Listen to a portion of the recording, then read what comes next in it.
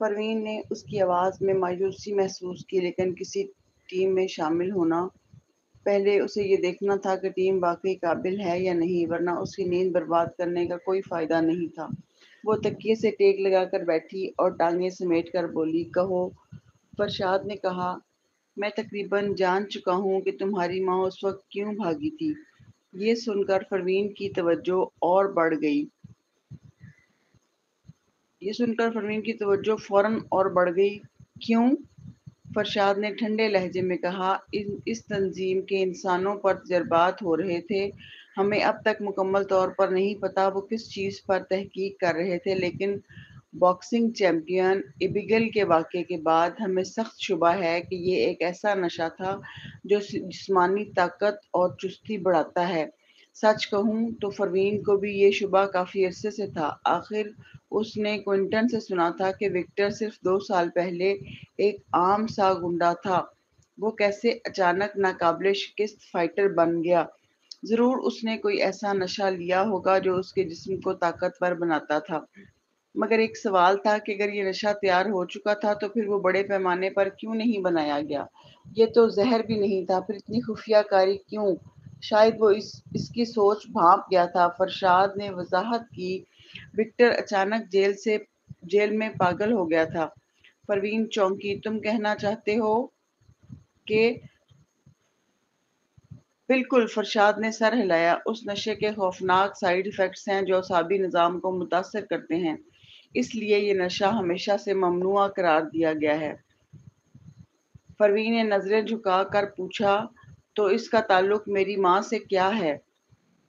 فرشاد نے گہری سانس لی۔ جانتی ہو ہمیں اس تنظیم کے بارے میں پہلی بار کیسے پتہ چلا؟ بغیر جواب کے انتظار کے اس نے خود ہی کہنا شروع کر دیا، کئی سال پہلے ہمیں ایک کیس ملا تھا۔ کچھ لوگوں نے وہی نشہ لیا تھا جو جسم کو طاقتور بناتا تھا، لیکن پھر وہ اچانک مر گئے۔ اس وقت ہم نے ان کے خون سے کیمیکل کے اجزاء نکالے۔ اب جب ہم نے وکٹر کے جسم میں پائے جانے والے اجزاء کا موازنہ کیا تو پتہ چلا کہ یہ سب ایک ہی فارمولے پر مبنی تھے۔ 20 سال سے زیادہ عرصے میں بھی ان کی تحقیق میں خاص فرق نہیں آیا، صرف مقداریں کم زیادہ ہوئیں۔ کیا تمہیں یہ عجیب نہیں لگتا؟ کیا وہ واقعی اتنے پر اعتماد ہیں کہ یہی فارمولہ درست ہے؟ پروین نے سر ہلایا، نہیں، ایسا نہیں ہو سکتا۔ وہ چونکہ خود بھی ادویات تیار کرتی تھی اور یہ جانتی تھی کہ اگر کوئی فارمولہ بار بار ناکام ہو تو آخرکار سائنسدان اسے چھوڑ دیتے ہیں۔ پھر یہ لوگ اتنی ضد کیوں کر رہے ہیں؟ سوائے اس کے کہ پروین نے مٹھیاں بھینچ لیں اور آہستہ سے کہا، کسی نے اس فارمولے سے پہلے ہی کامیابی حاصل کی ہو۔ فرشاد خوش ہوا کہ وہ اتنی جلدی بات سمجھ گئی ہے۔ اس نے سر ہلایا، بالکل، کوئی ایک بار اس فارمولے سے کامیاب ہو چکا ہے، اس لیے وہ بار بار اسی پر قائم ہے۔ میری معلومات کے مطابق اس کامیابی کا تعلق تمہاری ماں سے ہے۔ پروین سیدھی ہو کر بیٹھ گئی۔ تمہارا کیا مطلب ہے؟ فرشاد کی پرسکون آواز فون پر دوبارہ آئی، میں نے تمہاری ماں کی زندگی کے بارے میں تحقیقات کی ہیں۔ جب وہ نوجوان تھی تو وہ سوئٹزرلینڈ گئی تھی فارماسیوٹیکل سٹڈیز کے لیے۔ میرا شک ہے کہ وہ اسی تنظیم میں شامل ہو گئی تھی۔ پروین دم بخود رہ گئی۔ سچ تو یہ تھا کہ وہ اس تنظیم کو دل سے نفرت کرتی تھی۔ انسانوں پر تجربات اخلاقیات سے باہر کی بات تھی۔ اس نے سوچا تھا کہ شاید تنظیم اس کی ماں کے پاس کسی چیز کے پیچھے پڑی تھی، اسی لیے وہ بھاگی اور مارے جانے کے خوف میں رہی، لیکن یہ کبھی نہ سوچا تھا کہ ماں خود اس تنظیم کا حصہ تھی۔ وہ سرد لہجے میں بولی، یہ تمہارا اندازہ ہے یا ثبوت بھی ہے؟ فرشاد کی آواز بھاری ہو گئی۔ یہ اندازہ ہے، لیکن ہمیں اس کے بینک اکاؤنٹ میں نامعلوم ذرائع سے رقوم کی ٹرانسفر ملی ہیں۔ اس کے علاوہ جب میری ماں یہ کیس دیکھ رہی تھی، تمہاری ماں اس میں ایک اہم کردار تھی۔ پروین خاموش ہو گئی، مگر اس کے دل میں ڈوبنے کا احساس بڑھنے لگا۔ سچ کہوں تو اس نے اپنی ماں کو کبھی زیادہ محسوس نہیں کیا تھا۔ اس کی پرانی یادوں میں بھی ماں کہیں موجود نہیں تھی، مگر اس کے دل میں ہمیشہ یہ خیال رہا کہ ماں ایک نیک عورت تھی۔ فرشاد بھروسے کے لائق تھا۔ اگر وہ یہ کہہ رہا تھا تو اس کے پاس یقیناً ٹھوس وجوہات ہیں۔ حقیقت میں پروین خود بھی سوچتی تھی کہ اپنی دواؤں کی مہارت کی بنا پر اس کی ماں تنظیم میں کوئی اعلیٰ مقام رکھتی ہوگی۔ وہ طویل وقت تک خاموش رہی۔ اسے سمجھ نہیں آ رہا تھا کہ فرشاد کی پیشکش مانے یا نہ مانے۔ اسی دوران فرشاد نے کہا جاتا ہے کہ دنیا میں اس کامیاب نشے کی ایک گولی اب بھی موجود ہے، چونکہ اس نے وکٹر کو صرف 2 سال میں بدل ڈالا۔ کیا تمہیں لگتا ہے کہ کوئنٹن کے زخم ٹھیک ہو سکتے ہیں؟ یہ سن کر فرمین نے چونک کر سر اٹھایا۔ کوئنٹن کی بنیادی ہڈیاں بری طرح ٹوٹ چکی تھیں۔ اگرچہ ایک قدیمی طبی نسخے کی بات تھی کہ وہ علاج کر سکتا ہے، لیکن ابھی تک اس کے پاس کوئی یقینی امید نہیں تھی۔ یہ سوچ کر اس کی آواز مضبوط ہو گئی۔ میں ٹیم پہ شامل ہو سکتی ہوں، لیکن 2 شرطوں پر۔ فرشاد بولا، کہو۔ اگر ہمیں وہ نشہ ملا تو چاہے تم مجھے نہ دو، مگر فارمولہ مجھے بتانا ہوگا۔ کوئی مسئلہ نہیں، دوسری شرط۔ اوہ، فروین نے لاپرواہی سے کہا، جب میں سو رہی ہوں تو مجھے تنگ نہ کرنا۔ فرشاد نے جیسے گہری سانس لی اور کہا، ٹھیک ہے، ویسے ماریسا جو بیرون ملک تعینات تھیں آج واپس آ گئی ہیں۔ آئیے اس موقع پر ٹیم کے ارکان کو اکٹھا کرتے ہیں اور منصوبے پر بات کرتے ہیں۔ میں تمہیں پتہ بھجواتا ہوں، وہاں آ جاؤ۔ ہاں ٹھیک ہے۔ ماریسا اپنی لال پورش چلا کر ایک فرانسیسی ریسٹورانٹ پہنچی۔ اس نے دروازہ کھولا، اندر گئی اور سیدھی کونے میں بیٹھے ایک شخص کے پاس پہنچی۔ Hello captain فرشاد۔ فرشاد سیدھا ہو کر کھڑا ہو گیا اور سنجیدگی سے اس کی طرف ہاتھ بڑھایا۔ خوش آمدید کیپٹن ماریسا۔ دونوں نے ہاتھ ملایا۔ نشستوں پر بیٹھنے کے بعد سب سے پہلے فرشاد نے بات کی۔ ہمیں اس پراسرار تنظیم کے بارے میں کچھ معلومات ملی ہیں، اس لیے ہم نے ایک ٹیم بنائی ہے تاکہ اس کیس کو حل کیا جا سکے۔ یہ ہمارے لیے اعزاز ہے کہ کیپٹن ماریسا ہماری مدد کے لیے واپس آئی ہیں۔ ماریسا نے ہاتھوں میں تھوڑی رکھ کر پوچھا، فی الحال یہ چھوڑو، میرا ایک سوال ہے تم سے کیپٹن فرشاد۔ فرشاد سیدھا ہو کر بیٹھ گیا۔ پوچھو۔ ممکن تھا کہ ماریسا انٹرپول کے افسر ہونے کے ناطے کچھ خاص معلومات رکھتی ہو۔ یہ سوچ ابھی اس کے ذہن میں آئی ہی تھی کہ اس نے بے فکری سے پوچھ لیا، کیا تمہاری کوئی گرل فرینڈ ہے کیپٹن فرشاد؟ فرشاد نے ہونٹ بھینچ کر نظریں جھکا لیں۔ کیپٹن ماریسا، ہماری یہ ملاقات صرف کیس سے متعلق معاملات کے لیے ہے۔ تم، میں اور ٹیم کے چند اور جاسوسوں کے علاوہ میرا ارادہ ہے کہ ایک فارنزک ڈاکٹر کو بھی بلایا جائے۔ تمہارا کیا خیال ہے کیپٹن ماریسا؟ ماریسا نے اب بھی تھوڑی پر ہاتھ رکھتے ہوئے کہا، باہر کا فارنزک ڈاکٹر مرد ہے یا عورت، اور کیا خوبصورت ہے؟ کیا اسے پہلے دوسرے شخص کا نام اور پیشہ نہیں پوچھنا چاہیے تھا؟ یہ کیوں پہلا سوال کر رہی ہے کہ وہ خوبصورت ہے یا نہیں؟ اس نے نظریں جھکا لیں۔ کیپٹن ماریسا، میں یہاں بزنس کی بات کر رہا ہوں۔ ماریسا نے بے نیازی سے ہاتھ ہلایا۔ ارے میں بھی تو وہی بات کر رہی ہوں، اپنے ساتھیوں کو سمجھنا بھی تو ایک کامیاب ٹیم کی کنجی ہے نا۔ ویسے بھی مجھے ایک الرجی ہے، اس لیے میرے لیے یہ جاننا ضروری ہے کہ میں کس کے ساتھ کام کروں گی۔ فرشاد چونکا۔ کون سی الرجی؟ ماریسا نے گہرا سانس لیا۔ مجھے بدصورت لوگوں سے الرجی ہے۔ فرشاد کے جبڑے سخت ہو گئے۔ عورت نے مظلوم سی شکل بنا کر کہا، سچ کہہ رہی ہوں، میں مذاق نہیں کر رہی۔ فرشاد کافی دیر تک ٹھنڈی نگاہوں سے اسے گھورتا رہا، پھر کچھ لمحوں کے بعد ہار مان کر کہا، وہ ایک عورت ہے۔ اسے پروین کا نازک سا چہرہ یاد آیا، اس کی آدھی بند سی آنکھیں اور وہ بادامی آنکھیں جو کبھی کبھار سر اٹھا کر پوری توجہ سے کسی کو دیکھتی تھیں۔ آہستہ سے اس نے مزید کہا، وہ بہت خوبصورت ہے۔ ماریسا نے اسے گھورا اور پھر اچانک مسکرا دی۔ ٹھیک ہے، سمجھ گئی۔ فرشاد نے ایک لمبا سانس لیا اور پروین کے پیشے کے بارے میں بتانا شروع کیا۔ وہ ایک سرجن ہے، اس کا نام پروین سمتھ ہے۔ ماریسا کی سست آنکھیں اچانک اوپر اٹھ گئیں۔ وہ کچھ دیر کے لیے دنگ رہ گئی۔ کیا وہی سالس کی وہ سست مزاج گرل فرینڈ نہیں تھی جو سارا دن صرف سوتی رہتی ہے؟ پروین جاگی، کچھ کھایا پیا اور پھر اس پتے کی طرف چل دی جو فرشاد نے اسے بھیجا تھا۔ یہ ایک فرینچ ریسٹورنٹ تھا۔ ریسٹورنٹ کا اندرونی ڈیزائن بہت منفرد تھا اور دور سے ہی لگ رہا تھا کہ یہ ایک مہنگی جگہ ہے۔ اس نے بے فکری سے دروازہ دھکیلا۔ فوراً ہی اس نے فرشاد کو دیکھ لیا جو دروازے کے بالکل سامنے کونے میں سب سے خاموش جگہ پر بیٹھا تھا۔ وہ سیاہ سوٹ پہنے ہوئے تھا اور اس کی ساری شخصیت سے ایک مضبوط اور پروفیشنل تاثر جھلک رہا تھا۔ جب پروین اس کی طرف بڑھی تو اسے نظر آیا کہ اس کے سامنے ایک عورت بیٹھی ہے جو تقریباً 24 یا 25 سال کی لگ رہی تھی۔ اس کے بڑے بڑے گھنگریالے بال تھے اور وہ ایک کالی فٹنگ ڈریس پہنے تھی۔ اس کا انداز بہت آرام دہ اور سست تھا اور اس کی گہری آنکھیں ایک پرسرار کشش لیے ہوئے تھی، ساتھ ہی وہ کچھ جانی پہچانی بھی لگ رہی تھی۔ اس کی شخصیت دلکش تھی، اس کا جسم بھی بہت پرکشش تھا، اور یہ صاف ظاہر ہوتا تھا کہ یہ سب قدرتی ہے۔ یہاں تک کہ جب وہ بیٹھی ہوئی تھی تب بھی پروین کو اس کی لمبی، گوری اور نازک ٹانگ نظر آ رہی تھی۔ وہ اتنی نازک لگ رہی تھی کہ دیکھنے والا اسے چھونے کی خواہش کرے۔ تانیہ کا چہرہ بھی بہت دلکش تھا، لیکن اس کی خوبصورتی ایک الگ انداز کی تھی۔ تانیہ کی خوبصورتی میں جارحانہ پن تھا، اور اس کی بڑی بڑی آنکھیں ذرا غیر ملکی سی جھلک رکھتی تھی۔ اب وہ سب جان گئے تھے کہ اس کا باپ کارل ہے۔ چونکہ کارل کے والدین مختلف نسلوں سے تھے، تو اس کا مطلب یہ تھا کہ تانیہ کے رگوں میں بھی ایک چوتھائی غیر ملکی خون ہے۔ یہی وجہ تھی کہ وہ اتنی مختلف دکھائی دیتی تھی۔ لیکن یہ سب اس عورت پر صادق نہیں آتا تھا۔ وہ غالباً کسی مخلوط نسل سے تعلق نہیں رکھتی تھی۔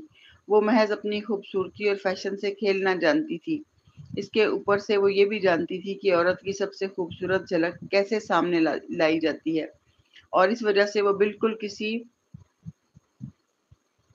عورتوں والے پلے بوائے کی طرح لگ رہی تھی۔ پروین کو لگا کہ کسی عورت کو یوں سوچنا بالکل مناسب نہیں، لہٰذا اس نے نظریں ہٹا لی۔ جیسے ہی اس نے نظر ہٹائی، اسے اس عورت کی نظریں اپنی طرف محسوس ہوئی۔ ماریسا کو پتا تھا کہ پروین خوبصورت ہوگی، لیکن اسے یہ توقع نہیں تھی کہ وہ اتنی خوبصورت ہوگی۔ پروین ایک مکمل امریکی حسینہ تھی۔ اس کا چہرہ بیضوی، ناک باریک اور نپی تلی، ہونٹ بھرے بھرے اور بادامی آنکھیں۔ اس کا چہرہ بے انتہا دلکش اور پرکشش لگنا چاہیے تھا، لیکن اس کی سست طبیعت، جھکی ہوئی آنکھیں اور لاپرواہ انداز کی وجہ سے وہ ایک ٹھنڈی اور پراسرار شخصیت کا تاثر دیتی تھی۔ لیکن یہ تضاد اس پر برا نہیں لگ رہا تھا، بلکہ اس نے اس کی شخصیت کو اور بھی پرکشش اور پراسرار بنا دیا تھا۔ کوئی حیرت نہیں کہ ثالث اس پر اتنا فدا تھا۔ وہ واقعی لاجواب تھی۔ ماریسا نے نظریں ہٹا لی۔ فرشاد نے دونوں کا ایک دوسرے سے تعارف کروایا، پھر بولا، ہماری ٹیم کا مقصد ان پرانے واقعات کی تفتیش ہے۔ کیپٹن ماریسا اور میں گرفتاری اور شواہد اکٹھا کرنے کا کام کریں گے، لیکن جب ہم مجرموں کو پکڑ لیں گے تو ہمیں محترمہ سمتھ کی مدد درکار ہوگی۔ وہ میڈیکل تجربے کریں گی۔ پروین نے آہستہ سے جمائی لی، کوئی مسئلہ نہیں، جب چاہو مجھ سے رابطہ کر لینا۔ فرشاد نے سر ہلایا، ہم تمہیں نمونے وغیرہ دے دیا کریں گے جو ہم جمع کریں گے۔ میں نے سنا ہے کہ اینٹی کی میڈیکل ٹیم دنیا کی سب سے پروفیشنل ٹیم ہے۔ مجھے یقین ہے تم لوگ تجربوں میں ہم سے زیادہ جانکاری نکال لو گے، اور ہاں، ہم وکٹر کو بھی تمہارے حوالے کریں گے علاج کے لیے۔ پروین نے سر ہلایا، ٹھیک ہے، کوئی مسئلہ نہیں۔ ویسے بھی یہ سب کام للی نے ہی کرنا تھا۔ وہ تو پہلے ہی کوئنٹن آیان رولڈ میڈی کا روز خیال رکھ رہی تھی۔ ایک اضافی وکٹر بھی سنبھال لینا اس کے لیے مشکل نہیں ہونا چاہیے تھا۔ پروین چونکہ خود غرض کاروباری عورت تھی، یہ سوچتے ہوئے ذرا بھی شرمندہ نہیں ہوئی۔ آج فرشاد نے دونوں کو اسی لیے بلایا تھا تاکہ وہ ایک دوسرے سے مل سکیں۔ جب ملاقات ہو گئی تو وہ بولا، تو پھر میرا خیال ہے آج کے لیے اتنا کافی ہے۔ پروین نے سر ہلایا، اسے کوئی اعتراض نہیں تھا، لیکن ماریسا نے فوراً تیکھی بات کی، کیپٹن فرشاد، میں خالی پیٹ اتنی دور صرف تم سے ملنے کے لیے آئی اور تم مجھے کھانے پر نہیں بلا رہے۔ فرشاد نے پروین کی طرف دیکھا اور کچھ لمحے سوچنے کے بعد بولا، ٹھیک ہے، تو پھر میں تم دونوں کو لنچ کروا دیتا ہوں۔ ماریسا بس سر ہلانے ہی والی تھی کہ پروین اٹھ کھڑی ہوئی۔ نہیں، رہنے دو، میں پہلے ہی کھا چکی ہوں، اس لیے اب نکلتی ہوں۔ حالانکہ اس کے پاس کرنے کو کچھ زیادہ نہیں تھا، مگر بدقسمتی سے اس کی بہت ساری شناختیں تھیں۔ ہر ایک شناخت کے ذمے تھوڑا تھوڑا کام تھا، اور وہ پہلے ہی سر تک مصروف ہو چکی تھی۔ اسے یہاں فرانسیسی کھانے کا وقت کہاں ملتا۔ وہ اٹھ کھڑی ہوئی اور بولی، آپ لوگ لنچ انجوائے کریں۔ جیسے ہی وہ مڑ کر جانے لگی، ماریسا بھی اٹھ کھڑی ہوئی۔ اس نے فوراً ہنستے ہوئے کہا، میں بھی لنچ چھوڑتی ہوں، یاد رکھنا تم مجھ پر ایک کھانے کے قرض دار ہو کیپٹن فرشاد، پھر کسی دن لنچ کرتے ہیں۔ یہ کہہ کر وہ فوراً پروین کے پیچھے چل پڑی۔ محترمہ سمتھ، کیونکہ اب ہم ٹیم میٹ ہیں، کیوں نہ آپ مجھے اپنے گھر لے چلیں، ذرا گھوم پھر لوں۔ عورت دیکھنے میں خوش اخلاق لگ رہی تھی، اور ویسی نہیں تھی جیسی لوگوں کو ناپسند آئے، بلکہ کسی وجہ سے اس کی آنکھوں نے پروین پر اچھا تاثر چھوڑا تھا۔ چنانچہ کچھ سوچنے کے بعد اس نے سر ہلایا، ٹھیک ہے۔ پروین اپنی جیپ پر ریسٹورنٹ آئی تھی۔ ماریسا نے اپنی گاڑی چھوڑ دی اور سیدھی जीप की फ्रंट सीट पर बैठ गई। चलो, इसने कहा। इसका अंदाज ऐसा था जैसे वो पहले ही बहुत पुरानी जान पहचान रखती हो। लेकिन परवीन ने ज्यादा सोचा नहीं और गाड़ी स्टार्ट करके स्मिथ फैमिली के घर की तरफ रवाना हो गई। घर में दाखिल होते ही मारिसा ने ऊपर देखकर कहा, ओए साथी, चूंकि मैं यहाँ आ ही गई हूँ तो क्यों ना तुम मुझे अपनी बेटी से मिलवाओ। हारिस और मिया तो नर्सरी गए हुए थे, लेकिन शुमाइल घर पर मौजूद थी। लेकिन वो अचानक इसकी बेटी से क्यों मिलना चाहती थी? कुछ सोचने के बाद उसने जवाब दिया, ठीक है। वो ऊपर गई और शुमाइल को नीचे ले आई। दरियासना मारिसा ने हमें ऊपर उठाई। वो तो बस उस शख्स से मिलने जा रही थी जिससे सालिस ने इसे मिलने नहीं दिया था। इसी दौरान ऊपर से एक प्यारी सी आवाज गूंजी, मम्मी, आप मुझे किसके पास ले जा रही हैं? आंटी मारिसा, मैं शुमाइल हूँ। मारिसा ने फौरन सर उठाया और तजस्सुस से राहदारी की तरफ देखा। चूंकि परवीन इतनी खूबसूरत थी कि वो उसे नापसंद नहीं कर पा रही थी, तो कम से कम उसे उसके इजाफी बोझ को तो नापसंद करना चाहिए था, है ना? वरना सालिस के साथ ये सरासर नाइंसाफी होती। आखिरकार हारिस इतना ज़हीन और शरारती बच्चा था। जब तक ये नन्ही बच्ची हारिस से भी ज्यादा प्यारी ना हो, सालिस को आखिर क्यों बगैर वजह के एक इजाफी बेटी का बोझ उठाना चाहिए? यही सोचते सोचते मारिसा ने सीढ़ियों से उतरती एक नन्ही सी परछाई को देखा। वो एक खूबसूरत प्रिंसेस ड्रेस पहने थी जिसकी घेरदार स्कर्ट हवा में लहरा रही थी और सर पर एक बो वाला हेड बैंड था। छोटी बच्ची हद से ज्यादा प्यारी लग रही थी। मारिसा की नजर पहले उसके कपड़ों पर पड़ी, फिर उसकी नजरें ऊपर उठी और छोटी बच्ची का चेहरा दिखाई दिया। अचानक से एक मायूस सा चेहरा दिखाई दिया। मारिसा की आंखें फटी की फटी रह गईं। ये क्या ये वही हारिस नहीं था? वो सकते में परवीन की तरफ देखने लगी। परवीन ने इसकी तरफ इशारा करते हुए शुमाइल से कहा, ये बड़ी बाजी हैं, ये मम्मी की कोलीग हैं। इसे ये लफ्ज़ सोचने में काफ़ी वक्त लगा था, लेकिन ये कहने के बाद उसे देखा कि शुमाइल ने मारिसा को सलाम नहीं किया। वो हैरानी से इसे देखने लगी, मगर इसी वक्त शुमाइल ने खुशी से कहा, आंटी मारिसा। इसने सुबह मारिसा को नीचे देखा था, लेकिन तब तक हारिस दौड़ कर आ गया था और उसने मारिसा को रोक दिया था, इसलिए इसे पता चल गया था कि ये इसकी आंटी हैं। Aunty Marisa. परवीन कुछ हैरान सी होकर मारिसा को देखने लगी। इसी लम्हे हाउस कीपर लूसी भी आ गई और हैरत से बोली, मिस मेहदी, आप फिर जनाब मेहदी से मिलने आई हैं? वो दोपहर को ऑफिस गए हैं, अभी घर पर नहीं हैं। अब परवीन को समझ आ गया, यही वजह थी कि मारिसा की आंखें कुछ मानूस लगी थी, क्योंकि वो बिल्कुल सालिस जैसी थी। मजीद ये कि इसका खानदानी नाम भी मेहदी था। वो यकीनन सालिस की वो कज़न थी जिसके साथ इसके ताल्लुकात काफ़ी अच्छे थे। ये सोचते ही मारिसा की भवें तन गईं। इसने शुमाइल की तरफ इशारा करते हुए परवीन से पूछा, रुको ज़रा। इसने मोबाइल निकाला और शुमाइल की तस्वीर खींच ली। तस्वीर लेते वक्त इसने कैमरे का ब्यूटी मोड ऑन किया और कहा, मुस्कुरा के कहो चीज़। शुमाइल ने हंसते हुए विक्ट्री का निशान बनाया। जब मारिसा ने बेहतरीन एंगल से खूबसूरत तस्वीर ले ली तो सीधी खड़ी होकर परवीन से पूछा, क्या सालिस को पता है कि तुम बच्चे को ऐसे कपड़े पहना रही हो? परवीन ने पलकें झपकाईं। शायद शायद मारिसा ने गुस्से का ड्रामा किया, तुम वाकई सालिस के ना होने पर बच्चे को ड्रेस पहना रही हो? ये ज्यादती है। मैं ये तस्वीर अभी सालिस को भेजती हूँ। इसने मैसेंजर खोला और तस्वीर भेज दी। साथ ही लिखा, सालिस, अपनी बच्ची को देखो, ये सब तुम्हारी सुस्त गर्लफ्रेंड की कारस्तानी है। परवीन आहिस्ता से बोली, उसे पता है। असल में ये सारे ड्रेस तो सालिस ने खुद खरीदे थे।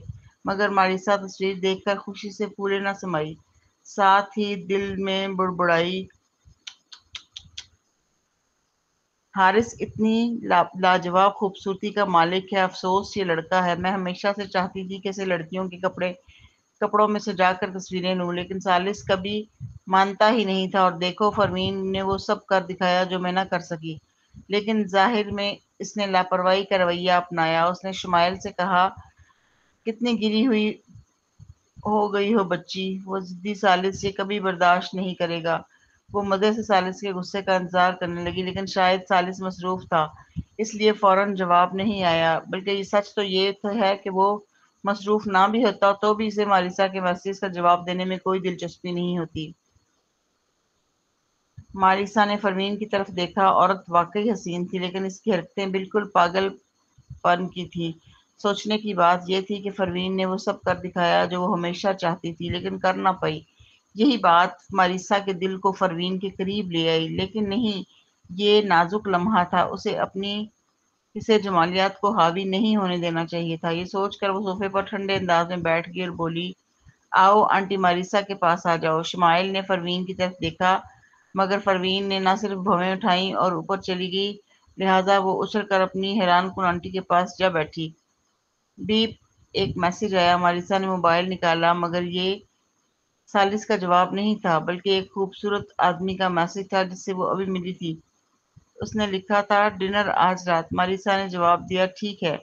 ابھی اس نے جواب دیا ہی تھا کہ دوسرے خوبصورت آدمی کا میسج آ گیا، چلو آج ڈنر کرتے ہیں۔ ماریسا نے پہلے میسج کو دیکھا، پھر دوسرے کو۔ اب وہ کچھ الجھن میں پڑ گئی۔ تھوڑی ہاتھ پر ٹکاتے ہوئے اس نے شمائل سے پوچھا، کون زیادہ ہینڈسم ہے؟ اور پھر رک کر خود ہی سوچا، میں کیا کر رہی ہوں؟ میں ایک بچے سے کیوں پوچھ رہی ہوں؟ اسی لمحے کانوں میں معصوم سی آواز گونجی، مجھے تو یہ زیادہ ہینڈسم لگتا ہے آنٹی ماریسا، حالانکہ دوسرا بھی اچھا ہے، لیکن اس کی ناک اچھی نہیں ہے۔ ماریسا نے لاشعوری طور پر حامی بھری، تمہیں بھی ایسا ہی لگتا ہے؟ میں تو کب سے یہی سوچ رہی تھی، لیکن دوسرا بھی سب سے خوبصورت نہیں ہے؟ میں نے حال ہی میں کئی اور حسین لڑکے دیکھے ہیں، آؤ تمہیں دکھاتی ہوں۔ شمائل نے سر ہلایا اور قریب ہو گئی۔ کچھ ہی دیر میں ڈرائنگ روم میں عجیب سا مکالمہ شروع ہو گیا۔ آنٹی ماریسا، یہ لڑکا کمال ہے، میں اسے نمبر 1 پر رکھوں گی۔ اس میں خوبصورتی کہاں ہے؟ یہ تو بہت کمزور ہے، مجھے تو یہ والا پسند ہے، اس کے مسلز ہیں۔ مسلز اچھے نہیں لگتے، مجھے نفیس چہرے والے لڑکے پسند ہیں۔ واہ، تمہیں نفیس کا مطلب بھی پتا ہے؟ اچھا ایسا کرو آنٹی ماریسا، سب حسین لڑکوں کو اکٹھا کرے گی اور اگلی بار تم خود چن لینا۔ یہ کہنے کے ساتھ ہی اسے اچانک کچھ خیال آیا۔ اس نے جلدی سے شمائل کی طرف دیکھا تو وہ موبائل کو چمکتی آنکھوں سے گھور رہی تھی۔ ماریسا، کیا پروین نے صرف شمائل کو لڑکیوں کے کپڑوں میں ہی نہیں ڈالا بلکہ اس کی سوچ بھی بدل ڈالی تھی؟ کیا یہ سب اس لیے کیا جا رہا تھا تاکہ وہ کبھی بیٹے پیدا نہ کرے اور یوں فیملی کی دولت کا وارث نہ بن سکے؟ یہ ناقابل قبول تھا۔ شمائل کو اس کی سوچ کا اندازہ نہیں تھا۔ وہ خوشی سے بولی، آپ کب لے کر آئیں گی انہیں آنٹی ماریسا؟ ماریسا کا چہرہ سرد ہو گیا۔ اب میں تمہیں حسین لڑکے نہیں دکھا سکتی حارث، تمہیں حسین لڑکوں کے بجائے حسین لڑکیاں پسند کرنی چاہیے، حسین لڑکیاں آنٹی ماریسا جیسی۔ شمائل ششدر رہ گئی۔ کیا وہ اسے خوبصورت لڑکوں کو دیکھنے سے روک رہی تھی؟ نہیں نہیں، یہ نہیں ہو سکتا۔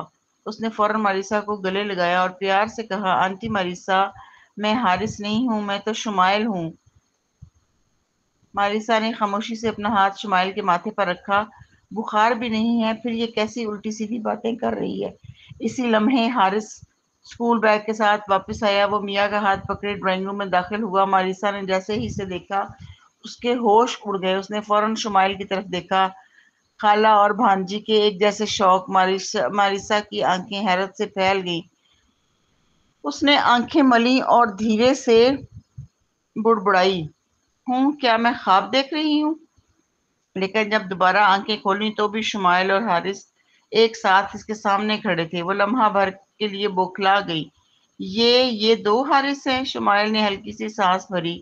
خالہ ماریسا، میں نے آپ کو پہلے ہی بتایا تھا، میں حارث نہیں ہوں، میرا نام شمائل ہے، شمائل سمتھ۔ شمائل سمتھ، کیا یہ وہی اضافی بوجھ ہی نہیں تھا جسے پروین مہدی فیملی میں لانے والی تھی؟ لیکن وہ بالکل حارث جیسی کیوں لگتی تھی؟ ماریسا، آپ بھی سمتھ کی حویلی کی شاندار فانوس کے نیچے سکتے میں کھڑی تھی۔ اتنے میں حارث نے میاں کو چھوڑا اور سیدھا شمائل کے پاس دوڑ کر آیا۔ اس نے گھبرائی ہوئی شمائل کو پکڑ کر اپنے پیچھے کر لیا۔ خالہ ماریسا، آپ میری چھوٹی بہن کے ساتھ ایسا کیوں کر رہی ہیں؟ ماریسا نے پلکیں جھپکائیں۔ آخرکار بات اس کے ذہن میں آئی، تم اور شمائل جڑواں ہو تو پھر پروین تمہاری ماں ہے۔ حارث نے تیوری چڑھا کر اسے ایسے دیکھا جیسے وہ ذہنی مریض ہو۔ بالکل، میں سارا دن اسے ماں ہی تو کہہ رہا ہوں۔ حارث کے نزدیک جس عورت کو وہ ماں کہتا تھا وہی اس کو جنم دینے والی تھی، اس لیے سوتیلی ماں کا کوئی تصور ہی نہیں تھا۔ ماریسا نے دوبارہ شمائل کو دیکھا، پھر اچانک بولی، ہاں تو اب میری ایک بھانجی بھی ہے۔ شمائل، صحیح ہے، میرے پاس ابھی کتنے خوبصورت لڑکوں کی لسٹ ہے جو میں نے تمہارے ساتھ شیئر نہیں کی۔ شمائل آگے بڑھی کہ ماریسا کے پاس جائے، لیکن حارث نے اس کا ہاتھ پکڑ لیا۔ شمائل، کیا ابو نے تمہیں منع نہیں کیا تھا کہ خالہ ماریسا سے دور رہو، وہ تمہیں بگاڑ دے گی؟ ماریسا کے ہونٹ پھڑکے اور اس نے حارث کو گھورا۔ یہ تم کیا کہہ رہے ہو؟ شمائل نے بھی تیزی سے کہا، لیکن مجھے تو خالہ ماریسا بہت اچھی لگتی ہیں۔ کس بات میں اچھی لگتی ہیں؟ حارث نے جھنجھلا کر کہا۔ وہ ابھی ابھی ملی تھی اور وہ مشکل 2 جملے بھی بولے تھے، پھر بھی شمائل نے انہیں بہت اچھی کہہ دیا۔ شمائل نے سر جھکا کر کہا، خالہ ماریسا میرے ساتھ خوبصورت لڑکوں کی باتیں کرتی ہیں، انہوں نے یہ بھی وعدہ کیا ہے کہ وہ مجھے خوبصورت لڑکے دکھانے لے جائیں گی۔ شمائل حارث کو گھیر کر آگے بڑھی اور ماریسا کے ساتھ جا ملی۔ دونوں کے سر قریب آ گئے اور وہ پرجوش ہو کر باتیں کرنے لگی۔ حارث نے بے بسی سے ایک لمبی آہ بھری۔ اسی وقت میا اس کے قریب آئی اور بولی، کیا ہوا حارث بھائی؟ حارث نے پھر سانس بھری۔ کچھ نہیں میا، بس یاد رکھنا خالہ ماریسا سے دور رہنا، وہ تمہیں بگاڑ دیں گی۔ میا نے فوراً گردن ہلائی۔ ٹھیک ہے، جو کچھ حارث بھائی کہیں گے وہی صحیح ہے، میں آپ کی بات مانوں گی۔ حارث نے فرمانبردار میا کی طرف دیکھا، پھر شمائل کی طرف جو اپنی خالہ کے ساتھ خوشی خوشی لڑکوں پر تبصرہ کر رہی تھی۔ اس نے موبائل نکالا، ظالم کے ساتھ چیٹ کھولی اور پیغام بھیجا، ابو، شمائل اور خالہ ماریسا تو فوراً ہی اچھی دوست بن گئی ہیں۔ یقیناً اگلے ہی لمحے ثالث نے خالہ ماریسا کو کال کر دی۔ رنگ ٹون بجنے لگی۔ شمائل کی حیران آواز گونجی، خالہ ماریسا، سٹک ان دا مڈ کون ہے؟ ماریسا نے فوراً کال ریجیکٹ کی اور مسکرا کر کہا، اس کی طرف بالکل دھیان دینے کی ضرورت نہیں ہے، بھلا اور کون ہو سکتا ہے؟ وہی شخص جو ہمیشہ اسے اسکینڈل کوئین بننے سے روکنے کی کوشش کرتا رہتا تھا۔ ایسے وقت میں سالس کی کال کا مطلب صرف یہ تھا کہ وہ اسے شمائل سے دور رکھنے کی دھمکی دینے والا ہے، تو آخر کیوں وہ فون اٹھاتی؟ 1 گھنٹے تک ماریسا شمائل کے ساتھ مصروف رہی۔ اسی دوران پروین نے کام نمٹانے کے بعد نیچے کا رخ کیا۔ جیسے ہی وہ نیچے اتری، اس نے دیکھا کہ ماریسا کا رویہ بالکل بدل چکا ہے۔ اس نے پروین کو آنکھ ماری اور پوچھا، پروین، تمہارا اور سالس کا رشتہ 6 سال پہلے سے ہے نا؟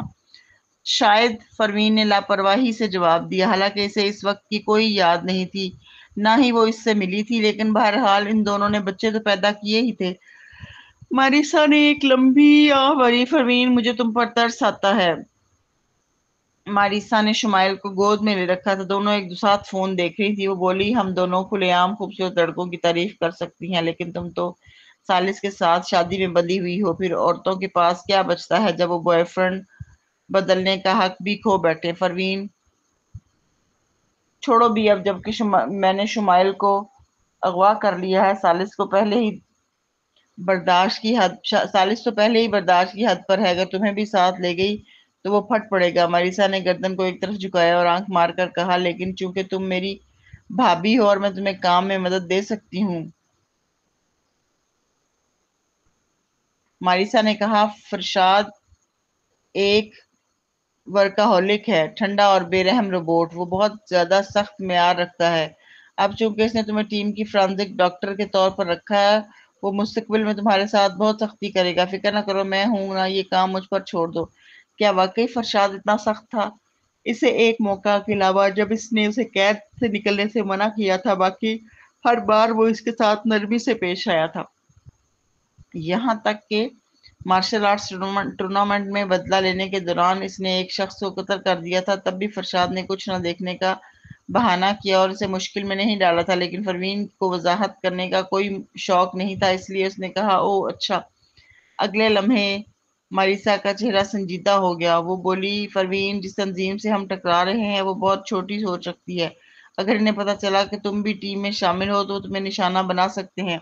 اس نے ہلکی سی مسکراہٹ کے ساتھ سر جھکایا، میں امریکہ اسی لیے واپس آئی ہوں کہ مجھے کچھ سراغ ملے ہیں۔ میرے مخبر نے بتایا کہ اس تنظیم کا ایک فرد دوبارہ امریکہ لوٹ آیا ہے۔ یہ سن کر پروین اس بات میں سر ہلایا اور پوچھا، ہم اسے کیسے ڈھونڈیں گے؟ ہم کیوں ڈھونڈیں گے؟ ماریسا نے آتن سر ہاتھ ہلایا اور دونوں ہاتھوں پر تھوڑی ٹکا کر آنکھ ماری، ہم دونوں اتنی حسین ہیں کہ وہ خود ہمارے پیچھے آئیں گے۔ پروین، اس کے الجھے ہوئے چہرے کو دیکھ کر ماریسا نے ہنستے ہوئے کہا، چلو خیر، مذاق چھوڑو، روزانہ ملک میں آنے جانے والوں کی اتنی بڑی تعداد کے درمیان ہمیں کیسے پتہ چلے گا کہ وہ کون ہے؟ اس لیے اب جو کرنا ہے وہ صرف انتظار ہے۔ जब वो कोई कदम उठाएगा तो खुद ही सुराग छोड़ देगा। आखिर वो महज छुट्टियां मनाने तो वापस नहीं आया ना। अब अब जाकर फरवीन को उसकी बात समझ आई। यकीनन वो कोई ना कोई साजिश करने आया होगा और जैसे ही वो कोई हरकत करेगा निशानियां छोड़ेगा। वाकई मरीसा अपनी कप्तान की पोजीशन की मुस्तहक थी, चाहे वो नाजुक, हसीन और आवारा मिजाज दिखाई देती रहती थी, लेकिन ऐसे मामलात में बहुत तजुर्बा रखती थी। बस एक बात फरवीन के दिल में खटक रही थी, वो आखिर किस महाज से वार करेंगे। अजीब सा खदशा था कि निशाना वही बनेगी, लेकिन इसके इर्द गिर्द के लोग स्मिथ्स पहले ही सिक्योरिटी में थे, पाशा भी स्मिथ्स और मेहदी के तहफ्फुज़ में थे।